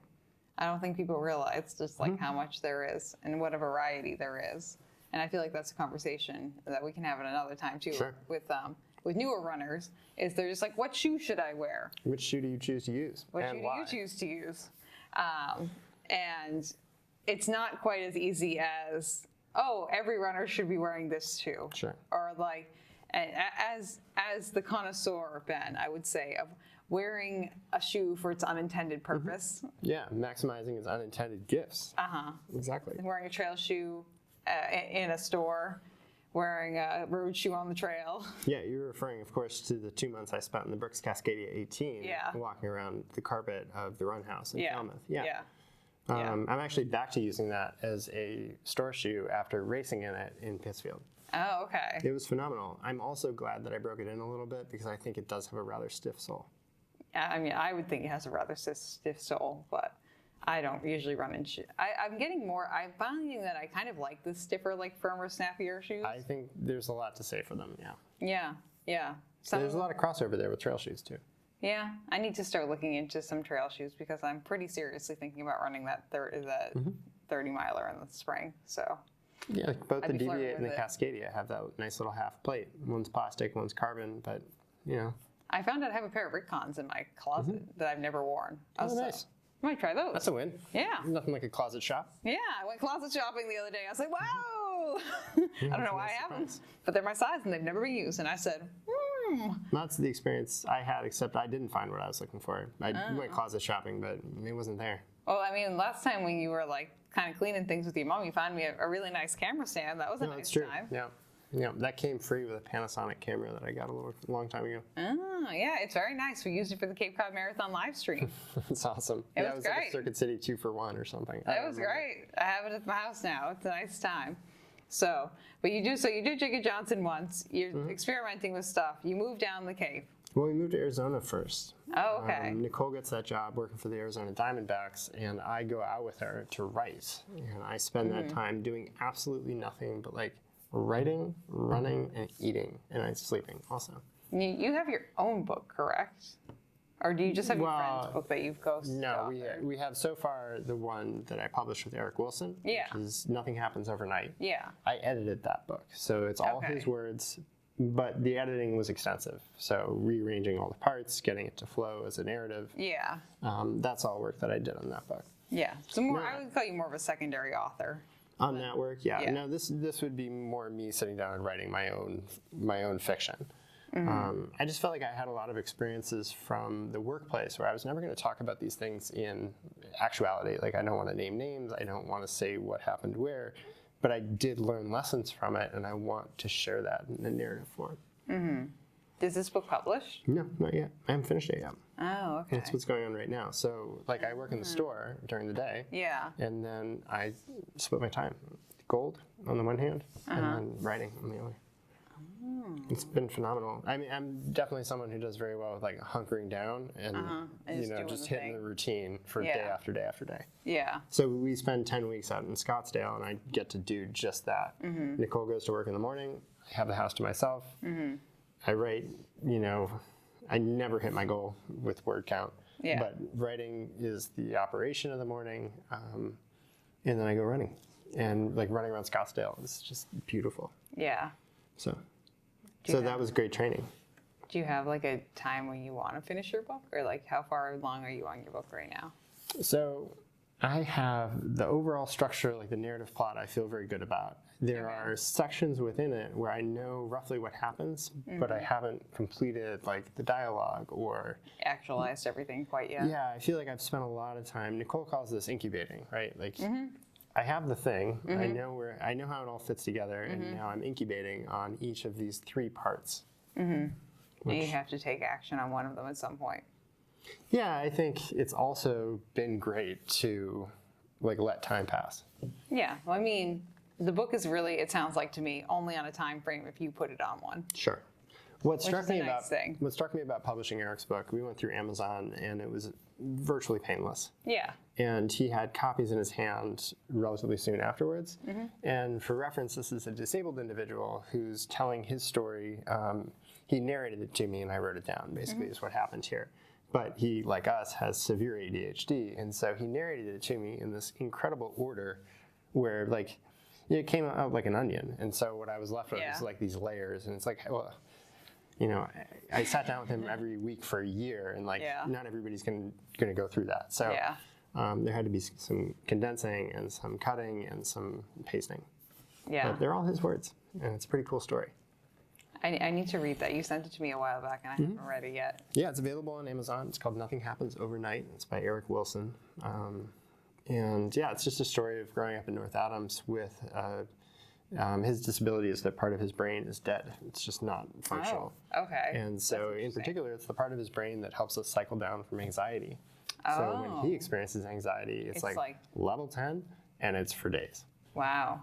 So that's debilitating. It definitely has been. But he's also overcome it. And I think one of the things I appreciated about listening to him tell his story was the linear growth path that he views his life. Like, it's all about your mindset and how you view your life. Yeah. For him, his life has been every day is better than the last.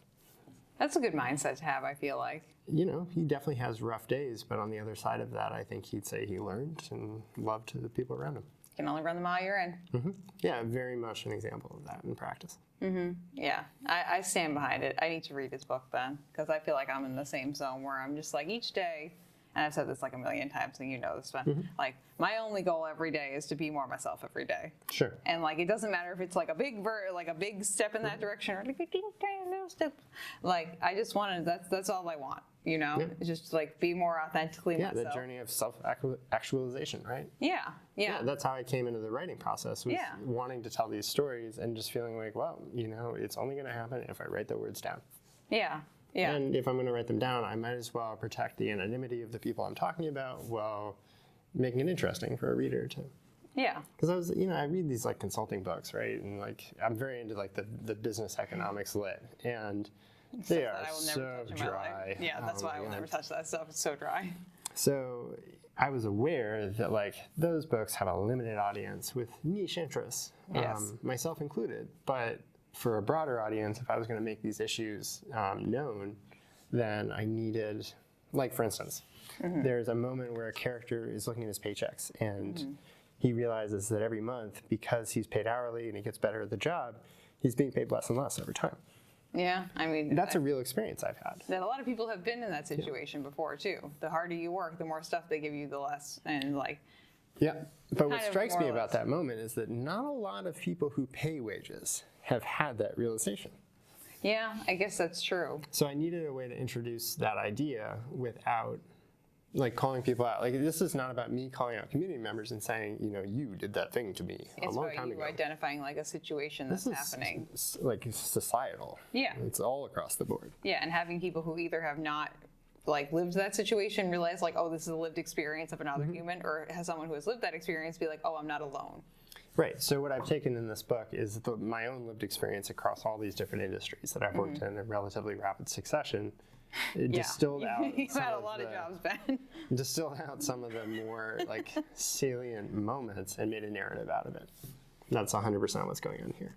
My only thought in my head after you said that was, oh boy, Ben has got that ADHD personality of like having like 50 million jobs like back to back to back to back to back to back to back. I think surrendering to it increasingly has been my approach of just saying like, this is not going to make sense to anybody else around me, but if you find people who trust you, then they'll just let you be. Yeah. And I'm in that same mindset too, where like right now where I'm kind of looking into doing more like social media ventures. So if you want some social media management, you hit me up, my friends. Yeah, you'd be great at it. but it's different projects every day. It's being told like, hey, go do this, go do that. And just within the context of like one title, being able to have 50 million titles. Like even if you just go like look at my website, it says like all these different things that I do that are completely different skill sets.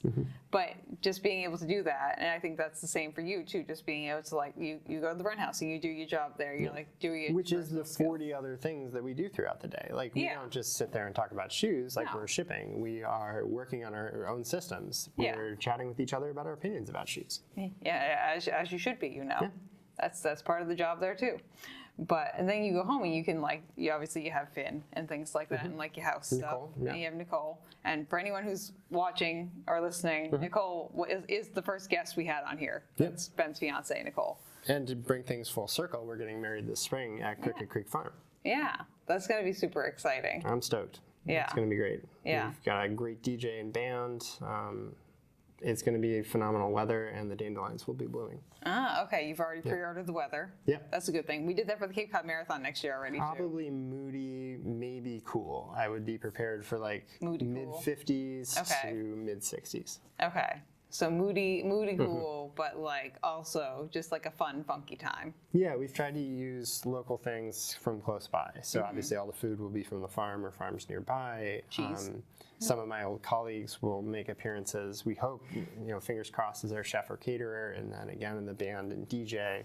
And then there will definitely be some cows around that I have. I can't guarantee Rhubarb's still there, but oh no, I wanted to dance with Rhubarb now. You are always dancing with Rhubarb because she's coming for you. You're dancing out of her way constantly. Yeah. And this is one of the things that Juliana will make a note of and clip for social media. Oh, please.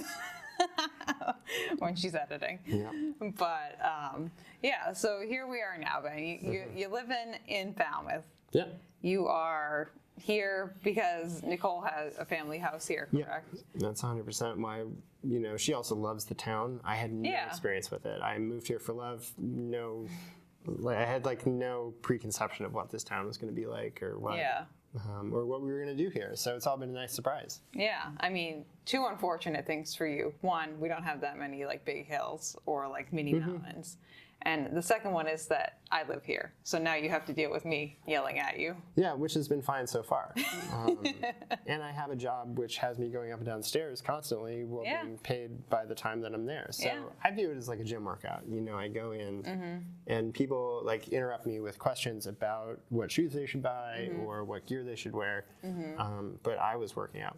Yeah, you're like, I will stop and help you, but rubber bands, stretching, like some mild yoga. I would not be surprised to find me in like some downward dog back in like the men's pants section. I'm just around, like.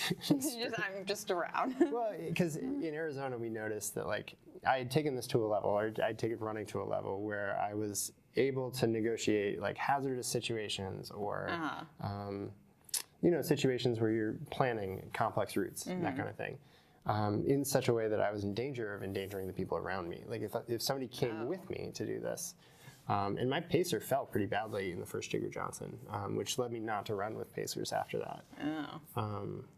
It can be kind of scary to like bring your friends into this thing you're excited about, and then through no fault of their own, like they're in a dangerous situation.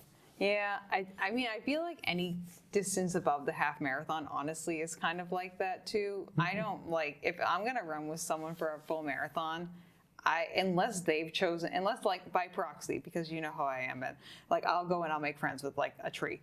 I'll make friends with a rock. Like I go and I run like a marathon or a race. So even in Japan, I found people who speak English to speak to and chat with. But like, unless you're someone I know who has run a full marathon or whatever the distance is that we're going before, I don't want to arrange to run a race with you. Sure. It's always caution. Yeah, especially if it's a full marathon. I don't want to be There's that so many person. distractions and even just the wish to like excel in the eyes of the other, I think can totally drive someone into distraction. Yeah, and especially when it's like a really like visually and just like physically challenging course when you're up in the marathon, like the up in the mountains. I can totally imagine you were just like, I know how to do like this little like maneuver when I go up the rocks, and the person behind you is like, I don't fucking know what I'm doing. I don't know. There's a moment in the race on Mount Osceola where you have to shift your weight forward and you go from running or walking upwards to crawling. Yeah. And it's a subtle 5-degree shift, but I sat there and stared at it for 15 minutes this time because I just couldn't remember what to do. You're like looking at the trail and it goes up so steeply that you begin to kind of curve back on yourself and you lose all track of like gravity, which way is up. But the trick is get it down on your hands and just scamper. So next time. Yeah, you know for next time. That's really all that matters. I'm excited to see how I can do in this race next time. Yeah. Yeah, I think it'll be fun. I think it'll be a nice time. I'm much more focused on the race between the mountains now. You know, at first you look at the mountains and they're overwhelming and it's like, how do I break these down?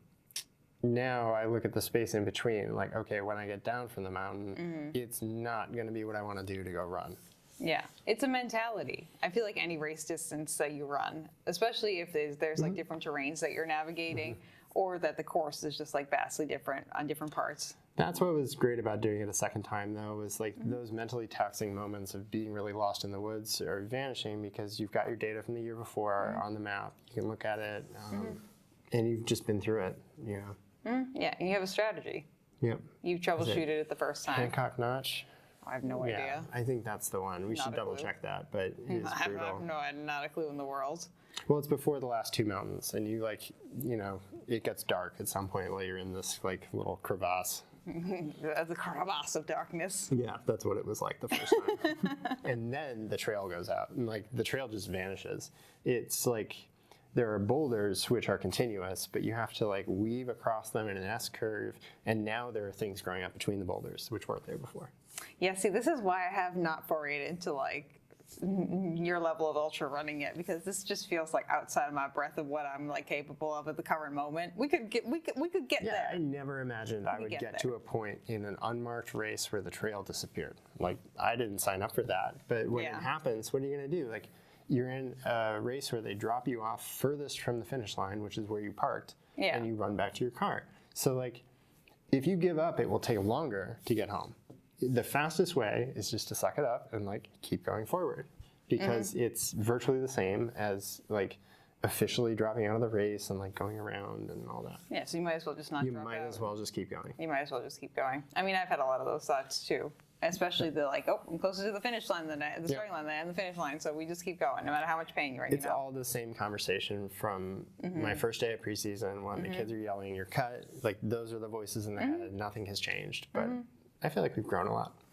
I feel like it would be quite a tragedy and quite a problem if you had not grown past like middle school version of Ben.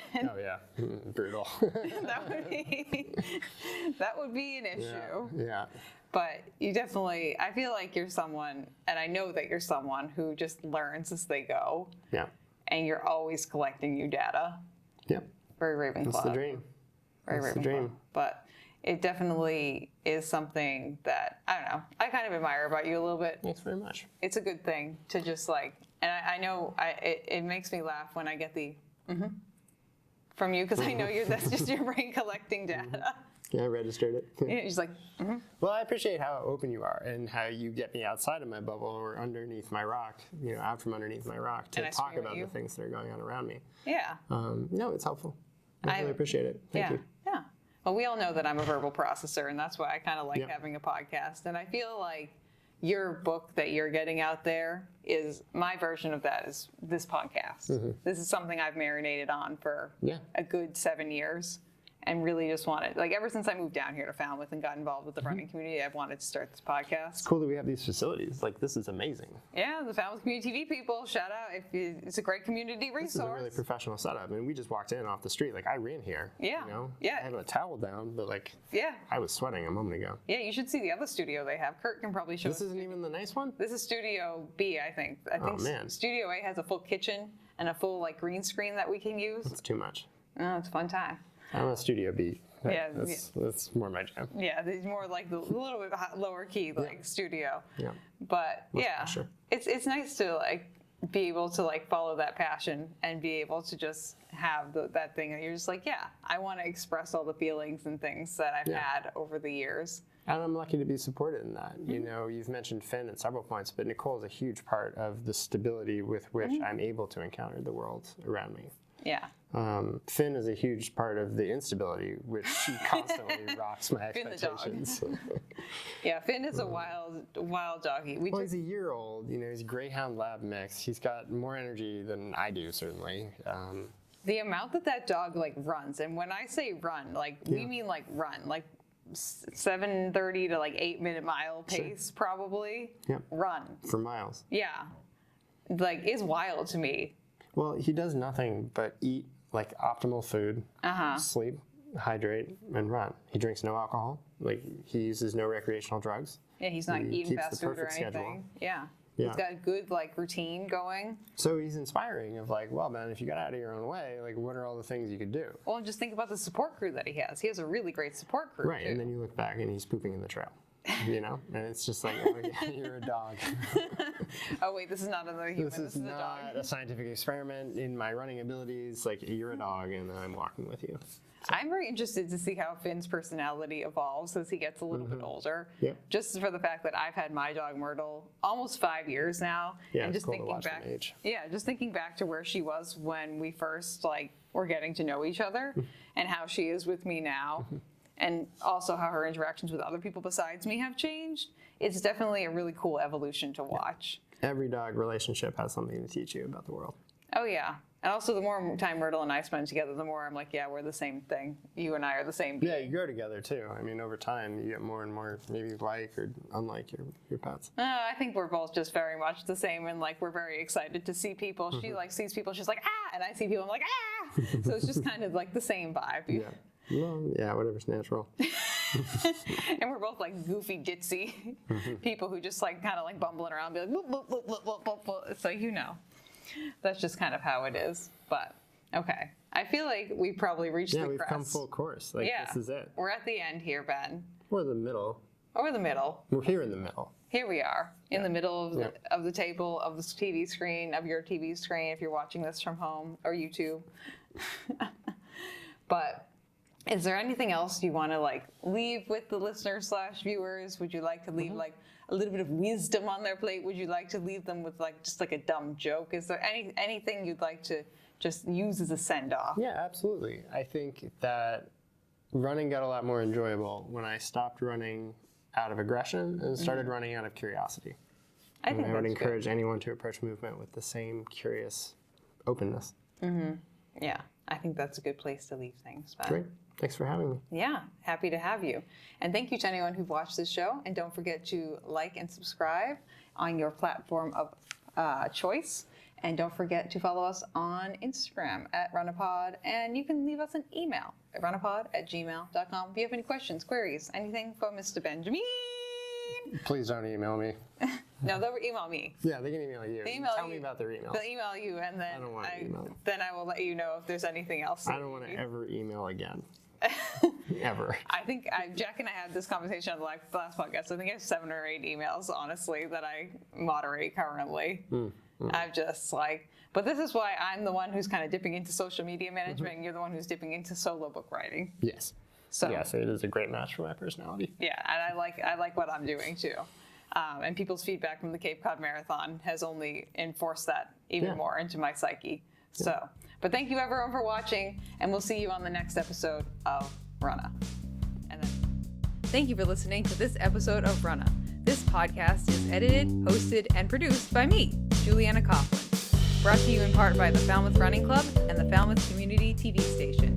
If you'd like to connect with us, you can find us on Instagram and on TikTok at runnahpod, and you can send us an email at runnahpod@gmail.com. And our original theme music was brought to you by the one and the only wonderful Jeffrey Hutton. And keep up the great work. I'm proud of you.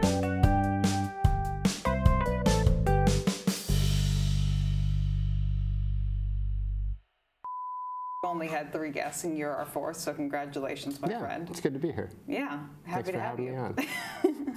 Happy to have you, Ben. The number of times I've gone back and watched that video because I've been like updating something on our social media, and I've seen it there, and I've just clicked on it because I want to, and just laughed out loud. Yeah, It's great. I told you my one regret is not running over and giving you a high five. It actually feels a lot like the 3. Gosh, I need to breathe. And that's what happens with Julian. When my nose gets kind of stuffy for the allergies, and I start like not breathing out of my mouth, and I'm like, oh, it's Yeah, short plug for air filters in the studio. Yeah, that's right. Kurt, get some air filters in here. Can I take a drink from this? Yeah, you on can take a camera? drink. Yeah. Ben is now drinking from his water bottle. Please observe Ben hydrating. Ben is the king of hydration over here.